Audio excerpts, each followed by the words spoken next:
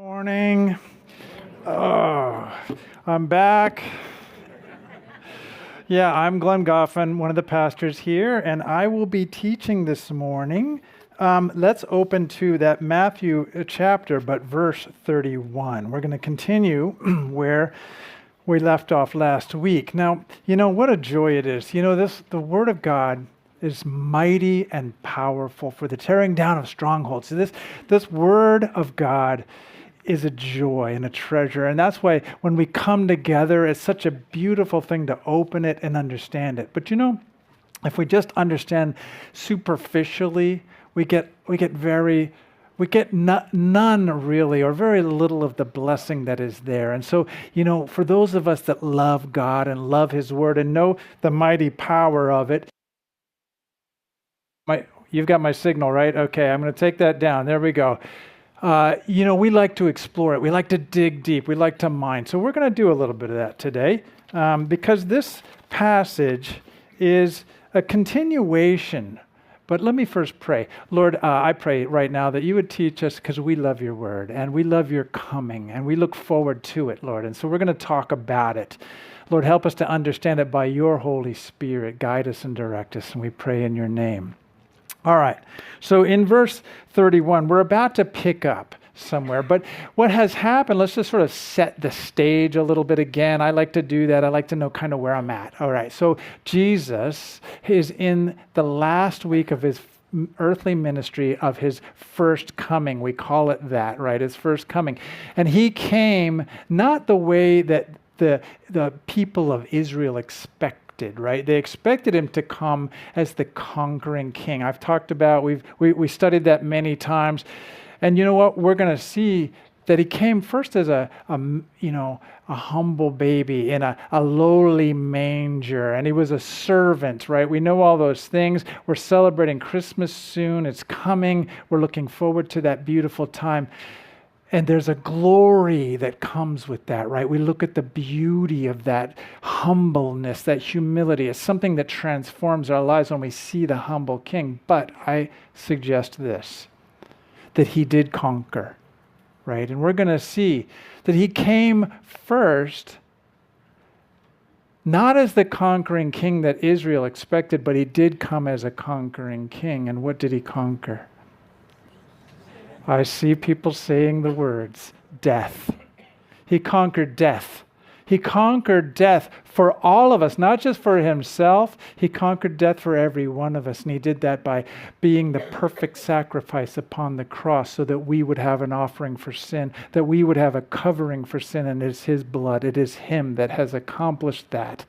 So he did come as a conquering king, but he's going to come again. And that's what we're about to explore in this passage. Now, till this point, first of all, note that in this chapter 25 of Matthew, it goes beyond what the other Gospels have covered. So Mark and Luke, the synoptics, they did not cover this. He goes and extends a little bit here. And note also that this discourse, now remember where we are. So Jesus says, come. He has lamented over Jerusalem.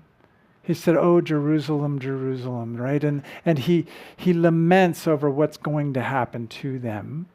And then as he's walking from the temple to the Mount of Olives, and that's a very important thing. We're going to understand that a little bit more. He starts walking to the Mount of Olives. As he does so, he's walking by the temple. If you've been to Israel, and we were just there for the mission trip, and what a glorious thing it is to stand on the Temple Mount and to look over. And it's almost like you can reach out and touch the Mount of Olives. It just feels like it's that close. And when you're on the Mount of Olives looking over and you see the Temple Mount, you feel like you can reach out and touch it. It feels so close. But there's one thing that is not right. When you stand on the Mount of Olives and you look at the Temple Mount, and that there is some kind of a strange thing on it. And it's got a golden dome, and it glows and it gleams, and there's a certain earthly glory to it, if you will. It is a pretty spectacular building when you look at it. It glows. It's that gold. It's the best that man can do to make something look glorious. But the glory of God is not there. And so that glory will be restored one day on the Temple Mount. And as you stand there and you see that, you must remember that. And we're about to talk about some things here. So let me just read a couple verses. We've got a lot to cover. We'll see how far we get. But we're going to talk about the second coming. So here in verse 31, Lord, thank you for your word. It says, when the Son of Man comes in his glory, and all the holy angels with him, then he will sit on the throne of his glory. Now there is a lot in that verse. We're just going to take a minute on this, okay? First of all, he uses the prophetic title that he loves to use. It's his favorite prophetic title. In fact, he uses this title more than any other title for himself, and it's the Son of Man, a very prophetic title. It's used in Daniel for the first time, and we're going to talk about Daniel's prophecies. The Son of Man, it connotes something. What does the term Son of mean? We see it everywhere in the Bible. Why do they use that term Son of? Son of Abraham, Son of David, Son of God. Here it's Son of Man. Why does he use that term, Son of? Well, the reason is because when you are the son of someone, you're pointing to the father of that person. You're saying the Son of God, then you're pointing to God. And you're saying that this person is in the likeness of their father. You're denoting the attributes of the Father, the character. Or another way of saying that is, it's one who bears the image of. Bears the image of. And so here's Jesus, and he's talking to his disciples, and they've asked him this question. They said, Lord, tell us, when will these things be? And what will be the sign of your coming? And a third question, and of the end of the age. And of the end of the age. And so we're about to see that. Now, note this. There's a very small word in this verse. And yet, in a way, this whole passage revolves on this tiny little word. And the word is sit. Like, what? Huh? How does this passage revolve on that word? Well, we're going to talk about that. There's a lot we have to understand. And I think by understanding it, this passage is going to be opened up and have so much deeper meaning to us, I believe, Lord willing. And so here's this word, sit. Now we know that the Lord is going to come again. In fact, one of the problems we have is that he's going to come in two different ways. And one of them we talk about all the time. At least I always hear about us talking about the rapture.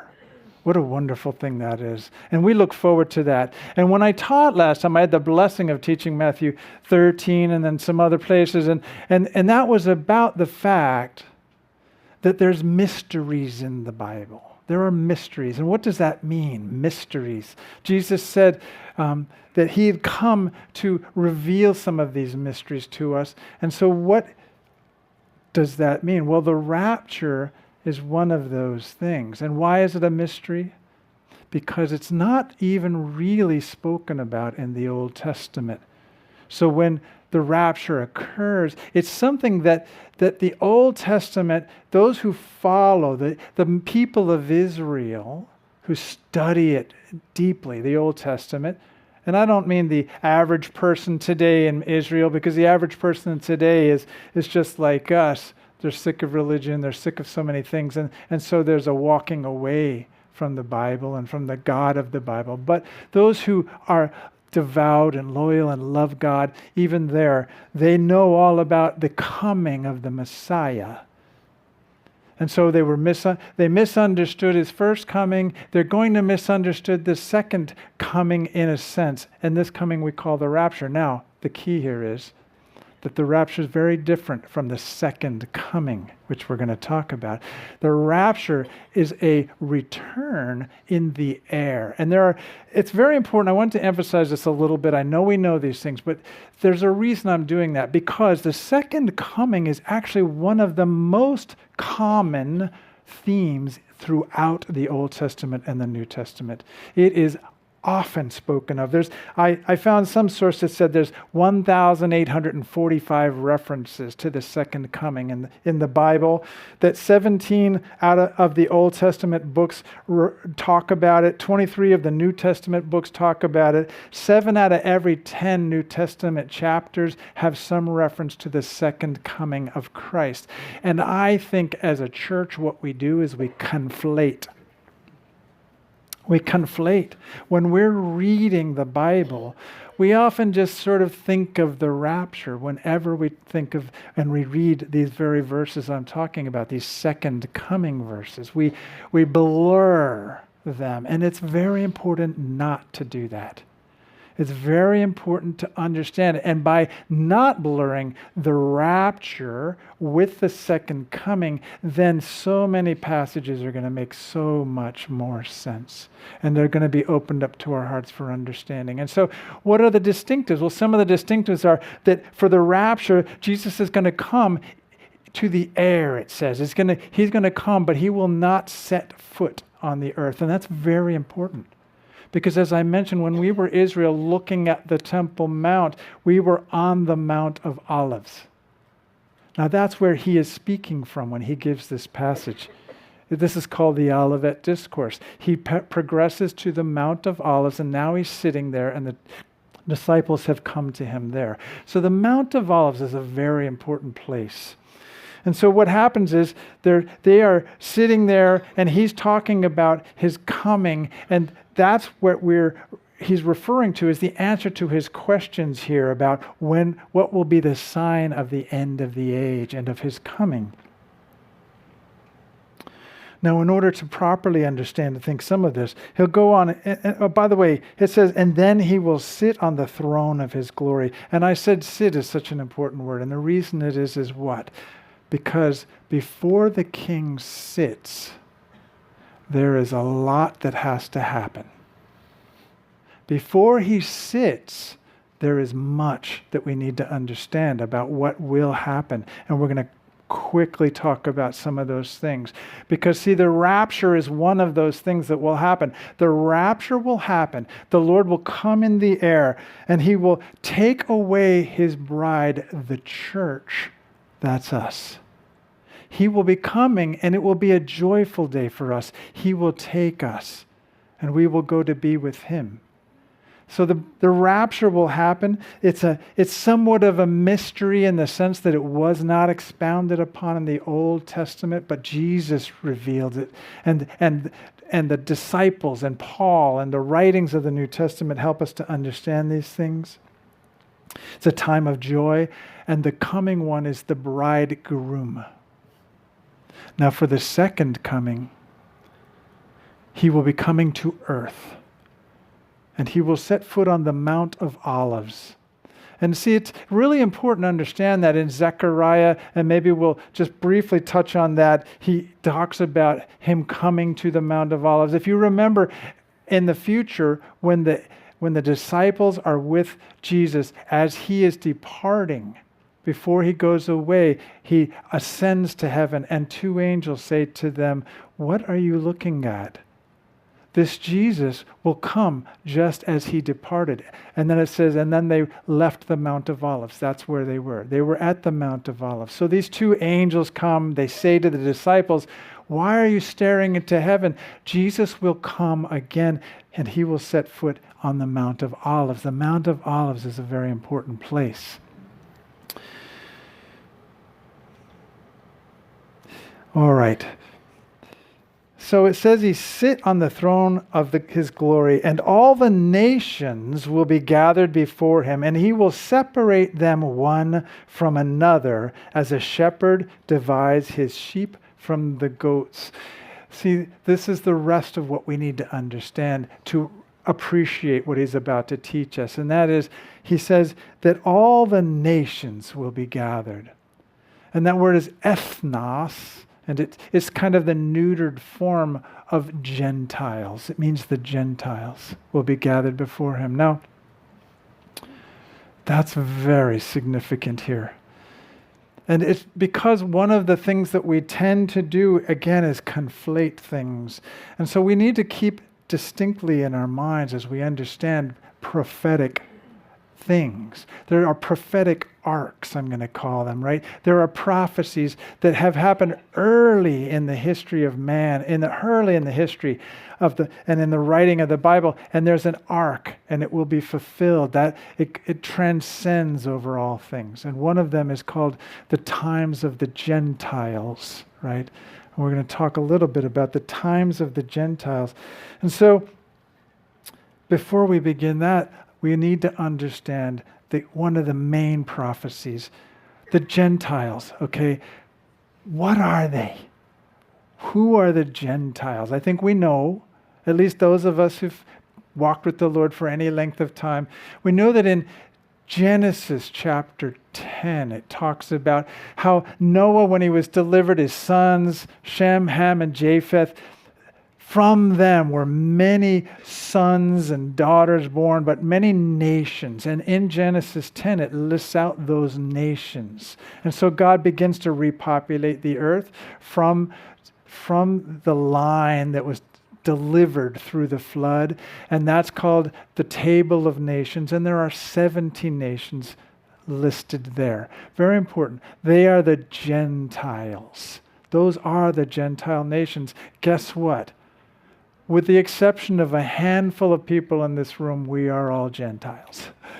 And even so, there has been so much mixing. And so there's Gentiles. We are Gentiles in a sense in our walk. So we need to understand and appreciate the importance of the role of the Gentiles in the history of Israel, in the history of mankind, in the history of, and in the prophetic arcs, in the prophetic view, okay? And we're not going to be able to cover a whole lot of that, but I'm going to cover a couple of key ones. All right, so Genesis 12:3 is very important. Well, first, remember, the nations are declared in chapter 10 of Genesis. Then chapter 11, there's the Tower of Babel. All the nations come together. And God disperses them and gives them their own languages. We know all this, right? And so now there's 70 nations. And if that were the end of the story, we should all mourn and weep and cry. Because we would have no hope. Because none of those 70 nations could deliver mankind.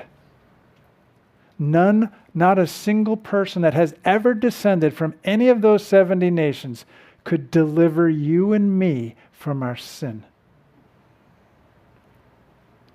But God said, hey, Abraham, you're a man after my own heart. I'm paraphrasing. I'm expounding on this. So in Genesis 12:3, he takes Abraham and he talks to him and he gives him that great promise that we all know. I'll just read it out. It's starting in verse 1, if I can get my little list here. Well,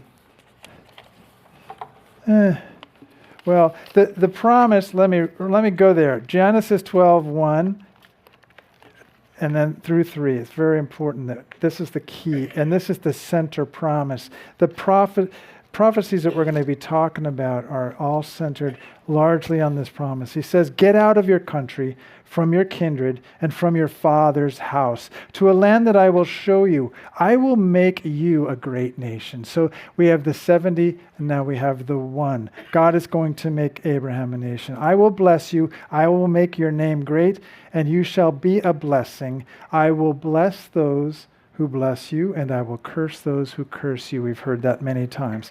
And finally, and in you all the families of the earth shall be blessed. That's us. And so through Jesus, I should say through the people of Israel, through Abraham, and then through Jesus, because that's how we get blessed. And that's how we get delivered, is through that nation. So there's a very special nation. And we call them the chosen, because they were chosen. Abraham was chosen, Isaac. And there were promises made, continually made, that God continued to make. And there's a pleading. And then we see a whole history of that nation. And that is what God used to teach us so much. And yes, all of that applies to us because we learned so much from it. But here's this nation, and from there comes one, and he is the deliverer.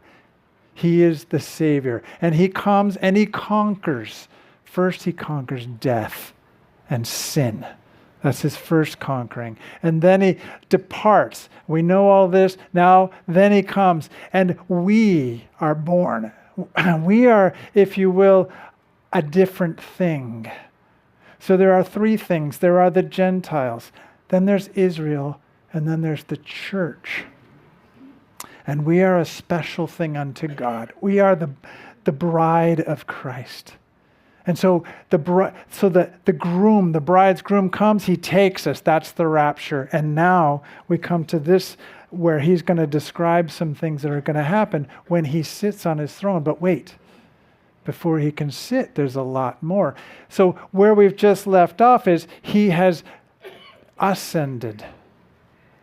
But there's much that has to happen, and this is the important part. So on the road to his second coming, not the rapture, but his second return to earth, several things happen. The rapture.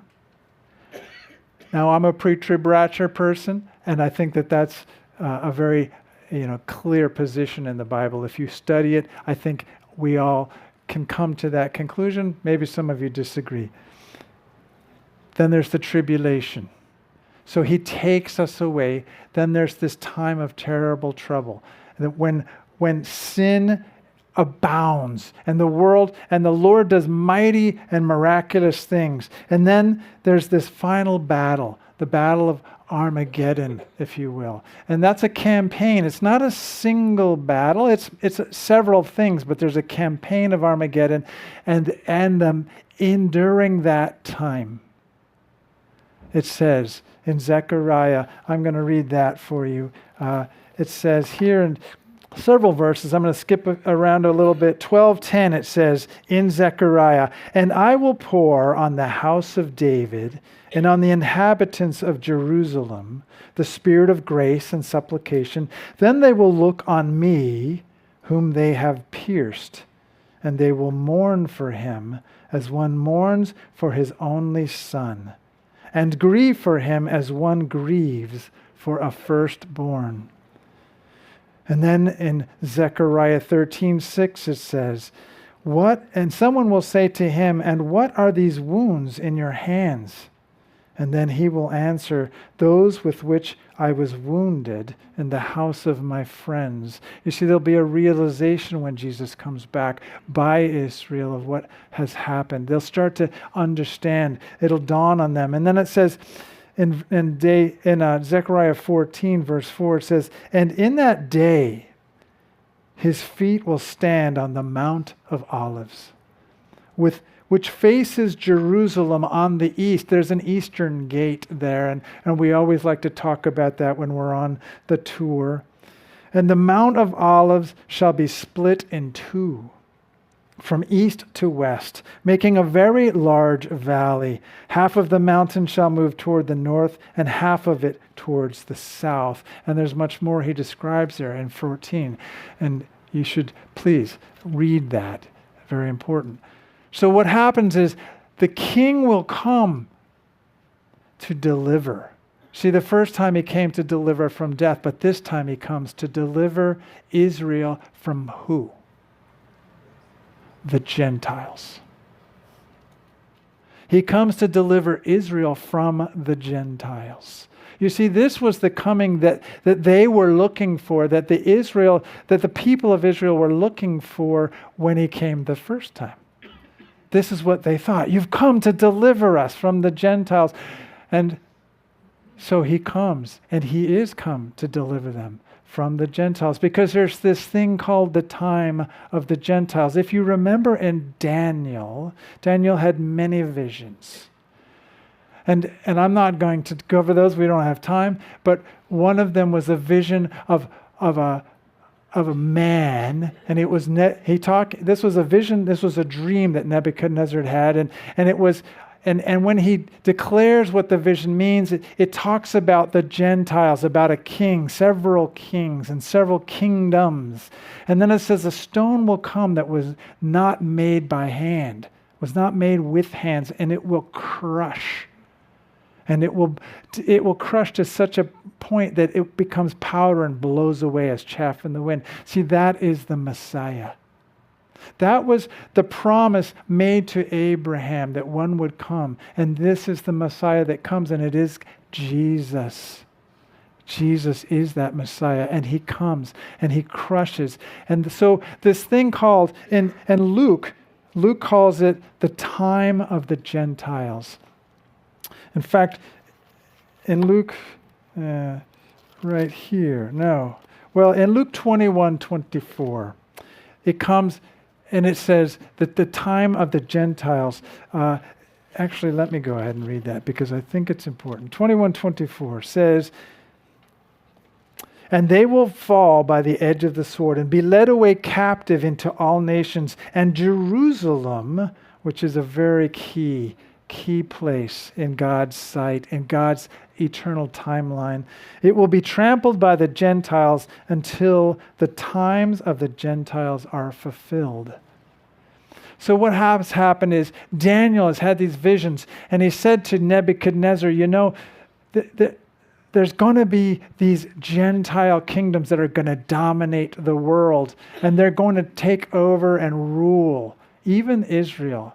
And that's what happens. In 586, Nebuchadnezzar comes and he conquers and he tramples on Jerusalem. And that's just the beginning of the times of the Gentiles. Now there's Gentile domination. And that Gentile domination, that's us, by the way, not us, the church, but us that are not of Israel, born of Israel. That Gentile domination lasts even to this moment. And so when we stand on the Mount of Olives and we look over at the Temple Mount and we see something that is not God's temple, when we see that, we are reminded that the time of the Gentiles still exists. But it will end. It will end. And that is what Jesus is saying. He's going to come. He's going to deliver Israel. And it is going to be the most unbelievable and spectacular series of events that the world has ever seen and will ever see. Now, I argue that the cross was the transcendent event, the resurrection, the cross and the resurrection together. We celebrate those on Christmas. The transcendent event above all. That was the victory of all victories. It was the victory for all of us. But then there's going to be these spectacular series of things that happen.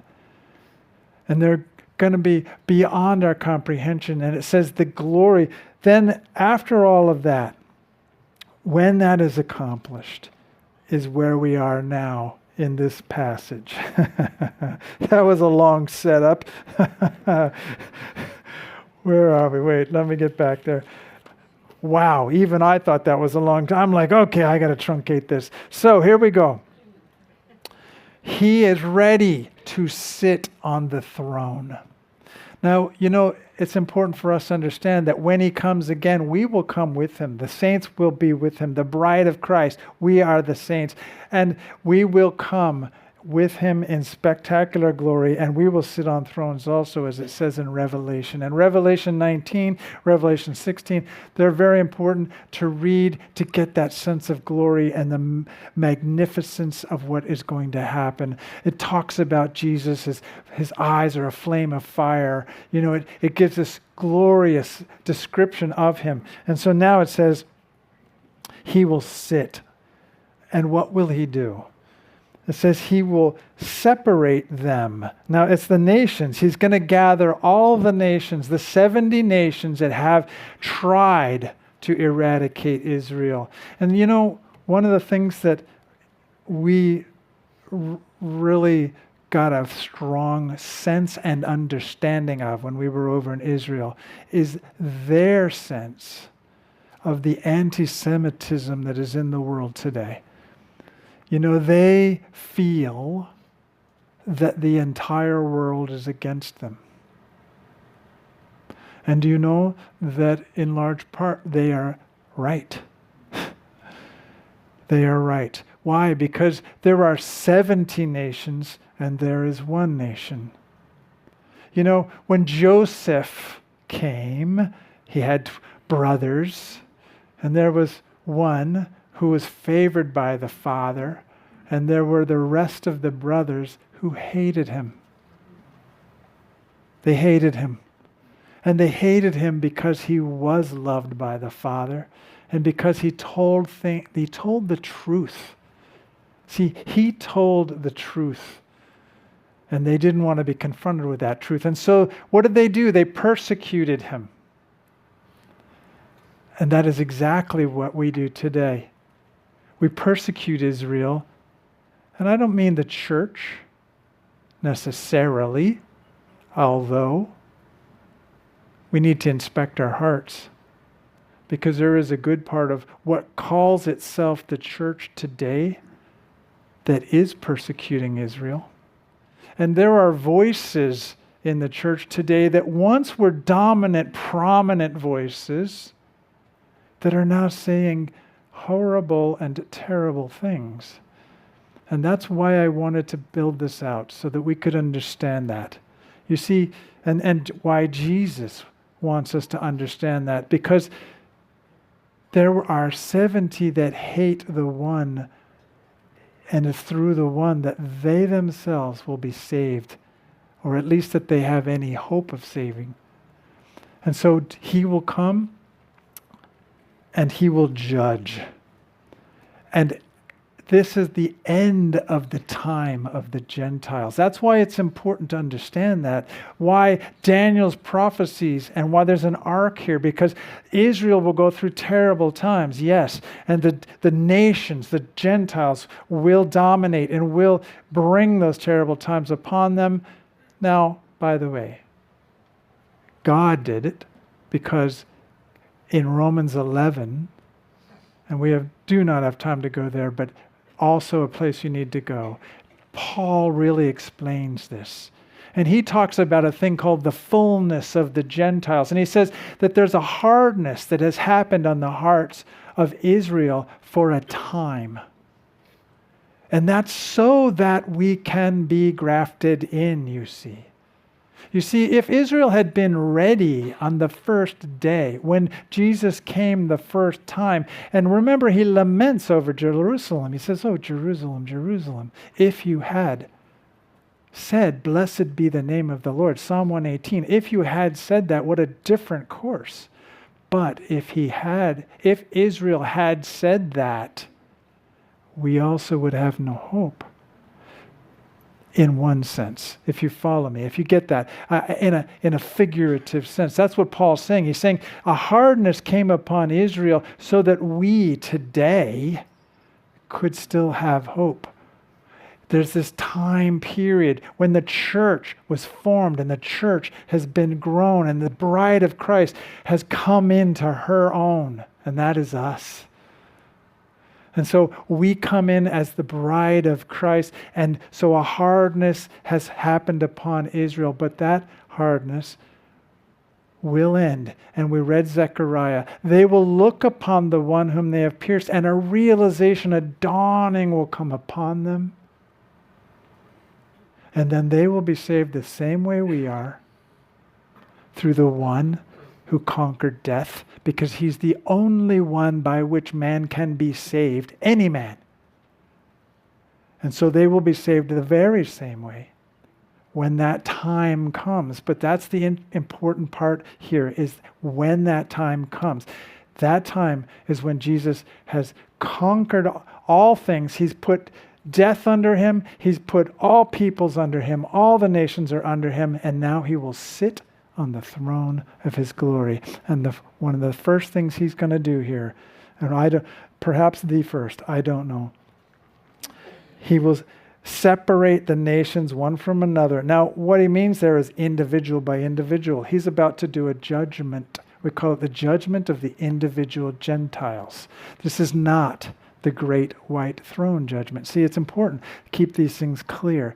This is a judgment. Jesus comes. So there's the first coming. He conquers death. There's the rapture. He pulls his bride out of the world. And then there's the second coming. And he conquers all things. And now he's going to judge. And he's going to start by judging the Gentiles. And so he pulls them apart. He gathers them together. And it says, and he will set the sheep on his right hand, but the goats on his left. Verse 34, then the king will say to those on his right hand, come, you blessed of my Father. Inherit the kingdom prepared for you from the foundation of the world. Some really important things here. First of all, this is the first time that Jesus, in the book of Matthew, calls himself king. He calls himself king here. And he says, he'll say to those on the right hand, come you blessed. That word blessed, we've heard that before this morning somewhere. Genesis 12, chapter 3. See, right from the beginning of the nation of Israel, when God speaks to Abraham, he says, I will bless those who bless you, and I will curse those who curse you. We're about to see some blessing going on here, and we're also about to see some cursing going on here. You see, Jesus is seated now, and he's about to call everyone into account. Now, note another thing. This is not the judgment of us or of the bride for their works. That's a separate Bema Seat judgment. So there are many judgments that are going to happen here. I know these things can get conflated, and when we conflate them and when we blur them together, they get confusing. But the second coming, he comes, he will land upon the Mount of Olives. He will then, and that is all part of the ending of the times of the Gentiles. Then he calls the Gentiles before him, and he says, blessed are you of my Father. Inherit the kingdom prepared for you from the foundation of the world. Now, one last thing here. Remember, the tribulation is just finished. Okay? What is the tribulation? It's when a terrible time has come, and it's come upon Israel, and the Gentiles are the root of the difficulty. And so the Gentiles are bringing all these things upon Israel.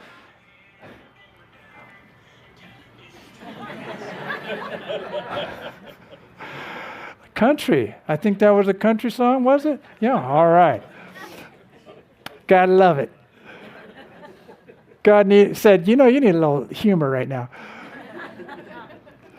So because this is heavy stuff, and I was like, how do we lighten this up? But there's some big things, and I'll tell you, there is some glorious things I'm going to finish with in just 1 second.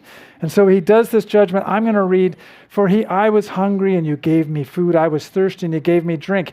He says, I was naked and you clothed me. I was sick and you visited me. I was in prison and you came to me. We understand these kinds of things. Then the righteous will answer him and say, Lord, when did we see you hungry and feed you, or thirsty and give you drink? When did we see you a stranger and take you in, or naked and clothe you? When did we see you sick or in prison and come to you? And the king, again he calls himself, will answer and say to them, assuredly I say to you, inasmuch as you did it to one of the least of these, my brethren. Who are they? Well, his brethren are the people of his family. We have the Gentiles, we have Israel. His brethren is Israel. You see, during the tribulation, there'd be a terrible time that comes upon Israel. And for those who do not take the mark of the beast, way too much to cover here, there'll be terrible persecution. And so he's speaking to the Gentiles and he's saying, look, now remember, he took the church out at the rapture. So now there's this time, the Gentiles are there, Israel there, a terrible time called the tribulation. And he says to the Gentiles that are there during the tribulation, he says to them, you did the least of these, my brethren, you did it to me. And then he will also say to those on the left hand, depart from me, you cursed. Wait a minute, I'm sorry, I skipped a bit. Yes, yeah. Then he will, and then the king will answer and say to them, assuredly I say to you, inasmuch as you did it one of the least, you did it to my brethren, you did it to me. Then he will also say to those on the left hand, depart from me, you cursed, into the everlasting fire prepared for the devil and his angels. Note, of course, that word curse. So we have blessing, we have cursing, and also note one important thing here, that this everlasting fire was not prepared for men. It was never meant for men. It was meant for the devil and his angels. But we choose who our Father will be. We choose who we will follow. And the majority of the world, because broad is the way that leads to destruction, and many there are who follow that way, many meaning most,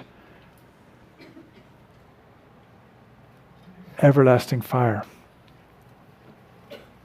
But it was prepared for the devil and his angels. For I was hungry, and you gave me no food. I was thirsty, and you gave me no drink. I was a stranger, and you did not take me in. Naked, and you did not clothe me. Sick and in prison, you did not visit me. Then they also will answer him, saying, Lord, when did we see you hungry or thirsty or stranger or naked or sick or in prison and did not minister to you? And then he will answer, saying, assuredly I say to you, inasmuch as you did not do it to one of the least of these, you did not do it to me. And these will go away into everlasting punishment, but the righteous into everlasting life, eternal life. So, what we see here, we see two kinds of people, but we also see two choices. Now, one is ethnic Israel, but they have their eyes have been opened, and now they see there are some of them, just like us. Not all Gentiles, only a few of us have come to realize the truth about Jesus Christ, and the same will be for Israel. Some of them will come to realize what the Messiah is really all about, who he is, and that he's conquered death. And that will come upon them. And so we choose to whose image we bear. See, back at the beginning it said the Son of Man. Son of Man, he uses that title, very important. And I'd ask myself, and we should all ask ourselves, who are we the son of? Because there are two here. There are those who are the Son of God, the sons of God, lowercase sons, and there are those here who are the sons of the devil. Because, see, they ignored all the need. All they looked forward to was themselves. All they sought was to protect themselves through this very difficult time. And it will be a very difficult time. But there are those who don't even understand because they say, when did we do this? They don't even realize that they are like their Father. See, the character is built into them. They don't realize that they're like, well, when did we do these things for you? Because they're like their Father. I'll end with this. Jesus comes, and after a lot, he skips much. He doesn't tell us a lot of things. And then he says, when he sits on the throne. Do you know that we also, as bride of Christ, we will sit on the thrones too with him? But there's a lot to do before then. A lot that will happen. Much that will happen. And we will be taken in the rapture. I believe we'll be sitting with him when the rapture comes. So until that point, we have a lot to do. And so does this set of verses apply to us? Of course it does.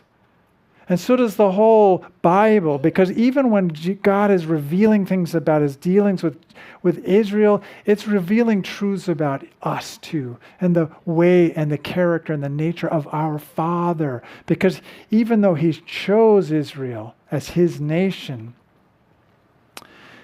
there was a hardness that came upon them in part. Why? So that we could be grafted in, so that we could make God our Father. you see, and so that we could become like our Father in heaven. And so we are grafted in through that, through Jesus Christ, through all that he accomplished, and we want to glorify his name. He will come again. He will stand on the Mount of Olives, and it will be an unbelievable scene. And he will sit. Very important things. And then there will be a millennial kingdom. And by the way, one last thought, and then I'm done. Why would there be a millennial kingdom? What's the purpose there? Well, the purpose is that Satan will be taken out of the way. And what will happen?